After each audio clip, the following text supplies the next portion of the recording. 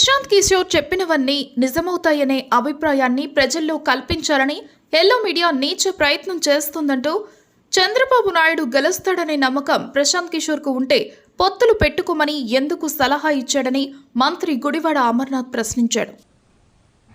ఈరోజు తెలుగుదేశం పార్టీకి సంబంధించినటువంటి కొన్ని ఛానల్స్ ఎల్లో మీడియా ఏదైతే ఉందో దాన్ని పదే పదే ప్రజలకు చూపించి ప్రశాంత్ కిషోర్ అనేటువంటి ఒక వ్యక్తి చెప్పినటువంటి మాటలు ఏదో నిజమైపోతాయనేటువంటి ఒక అభిప్రాయాన్ని ప్రజల్లో కల్పించాలనేటువంటి ప్రయత్నం చేస్తున్నట్టుగా కనబడతా ఉంది.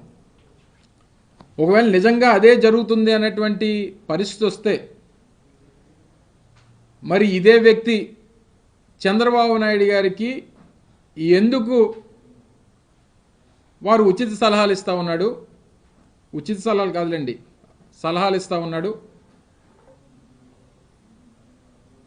డీబీటీ వల్ల అంటే ఏదైతే గడిచినటువంటి 5 సంవత్సరాలుగా ఈ రాష్ట్రంలో వైఎస్ఆర్ కాంగ్రెస్ పార్టీ ప్రభుత్వం జగన్మోహన్ రెడ్డి గారి నాయకత్వంలో 2.5 లక్షల కోట్ల పైచిలుకు డైరెక్ట్ బెనిఫిట్ ట్రాన్స్ఫర్ ద్వారా పేదవాడికి మంచి చేసేటువంటి కార్యక్రమం చేశాము.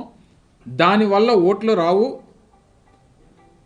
దానివల్ల ఈ ప్రభుత్వం లేదా వైఎస్ఆర్ కాంగ్రెస్ పార్టీ గెలవడం కష్టం అనేటువంటి మాట మాట్లాడారు. మరి ఇదే నిజమై ఉంటే మరి ఆయన ఎందుకు చంద్రబాబు నాయుడు గారికి సూపర్ 6 అనేటువంటి పథకాల్ని దాదాపు సంవత్సరానికి 1,20,000 కోట్ల రూపాయలు ఖర్చు చేయాల్సినటువంటి పథకాల్ని ఎందుకు సలహా ఇచ్చాడో ఒకసారి అది కూడా చెప్పుంటే బాగుండేది. లేదా చంద్రబాబు నాయుడు గారు గెలుస్తాడనేటువంటి నమ్మకం ఆయనకు ఉండుంటే మరి పవన్ కళ్యాణ్తోనో లేకపోతే భారతీయ జనతా పార్టీతోనో పొత్తులు పెట్టుకోమని చెప్పి ఎందుకు సలహా ఇచ్చాడో కూడా అది కూడా సెలవు